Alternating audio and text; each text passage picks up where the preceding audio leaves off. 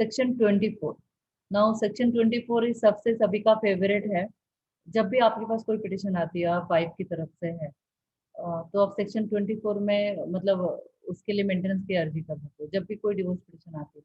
But it is हमेशा आप कह रहे हैं सेक्शन 24 ये न्यूट्रल है, ये नहीं कहता कि आप वाइफ के लिए भी अर्जी, आप हस्बैंड के लिए भी अर्जी कर सकते हैं सेक्शन 24 में।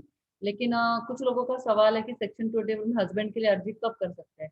आई वुड से कि कभी ऐसी पोजीशन हो जाती है कि प्रॉब्लम ऐसे समय में हो जाती है कि कई बार हस्बैंड ऐसा है कि उसका कोई एक्सीडेंट हो गया है या उसको ऐसा रोग हो गया हॉस्पिटल में है और उसकी वाइफ उसको छोड़ रही है।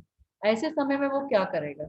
तो हमेशा ध्यान रखिएगा कि जब भी सेक्शन 24 की अर्जी कर सकते हैं तो वो जेंडर न्यूट्रल है, वो ये नहीं कहती कि वो हस्बैंड के लिए हो गई या वाइफ के लिए होगी, वो दोनों के लिए कर सकते हैं। पर नॉर्मली जो हमारे पास भारत का जो कल्चर है उसमें वाइफ ये अभी भी हाउस वाइफ है या फिर वो बच्चों को संभालती है, घर गृहस्थ देखती है और वो उस पर बच्चों का बहुत सारा भार ये रहता है, उनके उन पर बहुत सारे बच्चों का भार रहता है घर की फैमिली की जिम्मेदारी से। तो ऐसे में सेक्शन 24 का इस्तेमाल होता है।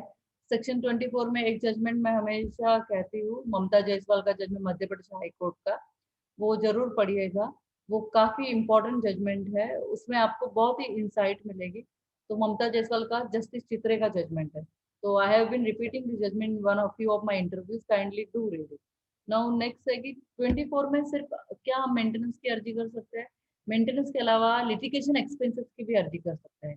तो उसका नाम इटसेल्फ है कि मेंटेनेंस पेंडेंट लाइट एक्सपेंसेस। तो अगर आपने लिटिगेशन एक्सपेंसेस और ये मांगा है तो सेक्शन 24 में कोर्ट मोस्टली मतलब कंसिडर करता है। But you should be able to tell in the fact. ये सबसे इम्पोर्टेंट सेक्शन है when you run any matter. जब भी आप फैमिली कोर्ट में कोई डिवोर्स पिटिशन या फिर कोई भी पिटिशन चल रेस्ट्रिक्शन की, तो हमेशा ध्यान रखना सेक्शन 24 में जो ऑर्डर पास होता है वो डिसाइड करता है कि मैटर, फाइनल मैटर कैसे और कितने पैसे में डिसाइड होगा। कि normally when the people are coming to court they have mentally decided कि we do not want to go ahead together back. लेकिन जब बात आती थी तो पैसे की सेटलमेंट की रहती तो सेक्शन 24 अगर आप वाइफ के लिए है और आपने बहुत अच्छा आर्ग्यू किया, उसके पास बच्चे हैं, तो इस बात का हमेशा ध्यान रखिएगा। अच्छा, एक और चीज है कि सेक्शन 24 में बच्चों के मेंटेनेंस की भी अर्जी कर सकते हैं क्या। तो प्लीज ध्यान रखिएगा क्योंकि बच्चों की मेंटेनेंस की अर्जी सेक्शन 26 में होती है, सेक्शन 24 में नहीं होती है। वैसे कोई बार नहीं है, बट सेक्शन 24 अगर कोई लॉयर सामने वाला समझदार है तो बोलेगा सेक्शन 20 में बच्चों की अर्जी हो ही सकती है। इसके लिए सेक्शन 26 में अर्जी होती है बच्चों के एजुकेशन में। We will go ahead in this. Now next is one of the more important matter जिसमें मैं कहना चाहूंगी कि section 25, section 25 of the Hindu marriage act, ये सबसे इम्पोर्टेंट सेक्शन है विच स्पीक्स ऑफ, ये 24 के बिल्कुल उल्टा है। It is about permanent alimony. अब परमानेंट एलिमनी का कुछ लोग का मतलब होता है कि लमसम एलिमनी हो जाएगी। No, section 24 is about interim maintenance. जब पिटिशन चल रही है हमारी, लेकिन पिटिशन खत्म हो जाएगी एक समय, तो क्या होगा, तो सेक्शन 24 का ऑर्डर वैकेट हो जाएगा। तो आपको परमानेंट एलिमनी सेक्शन 25 में अर्जी करनी है। और सेक्शन 25 में कब गए, जब डिवोर्स पिटिशन चल रही है, रेस्ट्रिक्शन ऑफ पिटिशन, कोई भी डिग्री ऑर्डर पास हो रहा है उस समय कर सकते हैं। नेक्स्ट उसका सेक्शन है, उसका एक सब सेक्शन है जो नंबर 2 पे, after passing of degree also you can file section 25 का अर्जी। तो हमेशा ध्यान रखना कि सेक्शन 25 का अर्जी डिवोर्स डिग्री पास होने के बाद भी इफ दे आप कर सकते हैं। अगर उसमें चेंज ऑफ सर्कमटेंसेस है या उसका मेंटेनेंस मिला ही नहीं है, कम मिला है, तो जैसे केस खत्म हो गया तो इसका मतलब ये नहीं है कि आप मेंटेनेंस की अर्जी के लिए आपको हाई कोर्ट जाना है। आप सेम फैमिली कोर्ट में या सेम डिस्ट्रिक्ट कोर्ट में सीनियर डिवीजन में अगर आप वहां पर सेक्शन 25 की अर्जी कर सकते हैं। बहुत सारे लॉयर्स ये स्किप कर जाते हैं और मेंटेनेंस के लिए सेक्शन 25 के लिए हाई कोर्ट चले जाते हैं, अपील कर लेते हैं, which is not right. I would say family court के सामने आपको एक और कोर्ट अपील का मिल रहा है, आपको आगे जाने की जरूरत ही क्या है। तो सेक्शन 25 में एक ये चीज है।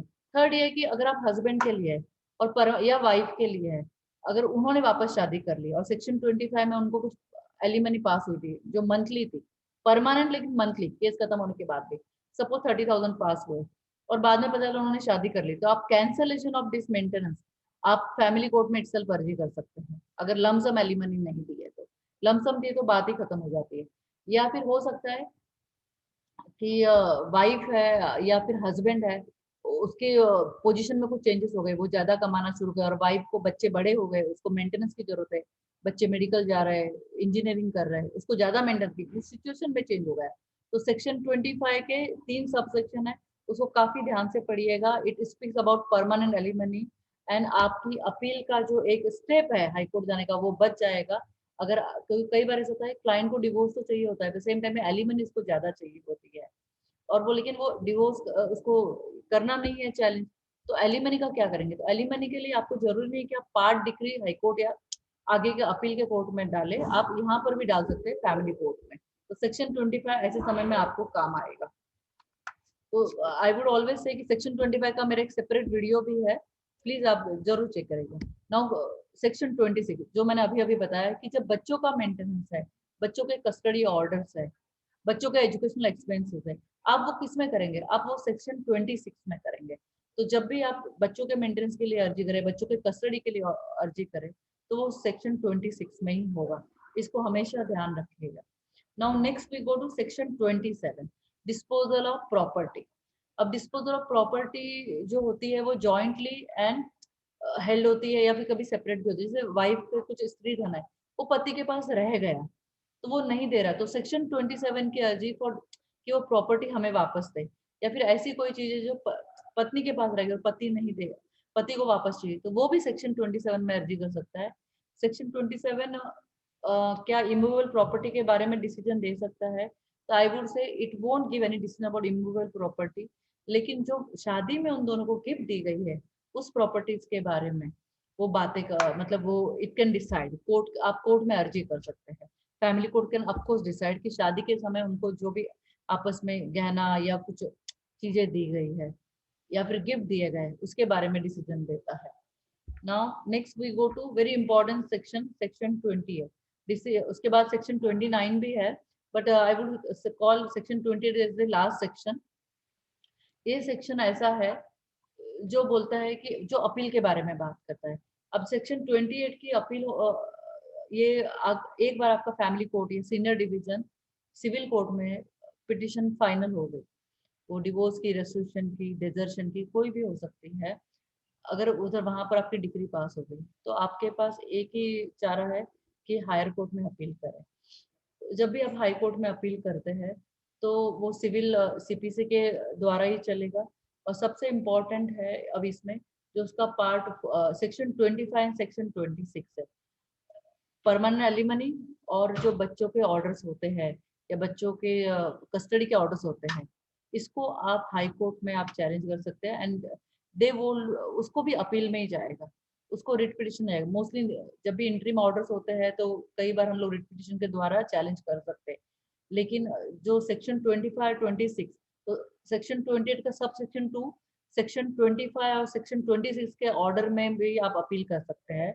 This is very important, section 28 sub section 2।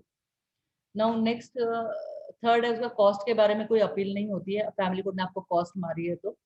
और नेक्स्ट है इम्पोर्टेंट कि आप एक बार फैमिली कोर्ट में एक पिटिशन डिसाइड हो जाएगी तो कितने समय के बाद मतलब आप अपील कर सकते हैं आगे के कोर्ट में। Mostly it will be high court, if it is from the family court से अपील होगी तो it will be, I would say it is 90 days. 2000 पहले 30 डेज था, फिर बाद में 2003 में अमेंडमेंट हुई, आपको 90 डेज का पीरियड है। देर आर कॉन्ट्रेक्टरी जजमेंट, लेकिन सारे जजमेंट यही कहते हैं कि 90 डेज, क्योंकि फैमिली कोर्ट एक्ट जो बना है उसमें 30 डेज लिखा है, लेकिन जो जजमेंट्स है और जो हिंदू मैरिज एक्ट है जिसमें संशोधन हुआ है 2003 में, उसके हिसाब से आप 90 डेज का समय मिलता है आपको अपील करने के लिए, क्योंकि मैट्रिमोनियल डिस्प्यूट्स में लोगों को समय चाहिए होता है, पर्सनल मैटर होता है। लेकिन अनफॉर्चुनेटली फैमिली कोर्ट एक्ट में अभी भी 30 डेज लिखा है, जिसको चेंज लेजिस्लेशन को करना पड़ेगा, तो पार्लियामेंट फ्यूचर में उसका लॉ लाए और दोनों कानून एक जैसा बने तो कोई एनामोली नहीं रहेगी। तो this was all about Hindu marriage act. I hope it was useful to you, and both the videos